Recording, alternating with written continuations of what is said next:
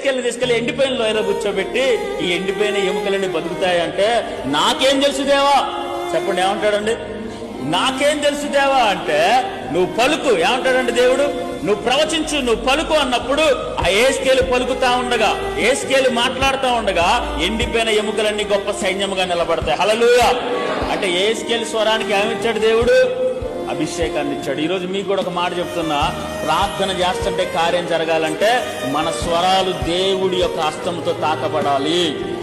ఈరోజు మీరు రాత్రికాల సమయంలో ప్రార్థన చేసుకుంటే, యేసయ్యా నా స్వరాలను ముట్టు, నా పెదవులను ముట్టు, నా స్వరము అభిషేకించబడాలి యేసు నామములో. హల్లెలూయా.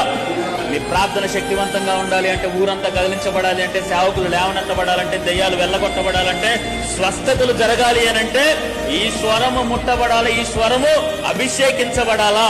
కాబట్టి అట్టి కృప దేవుడు మనందరికీ కూడా అనుగ్రహించును గాక.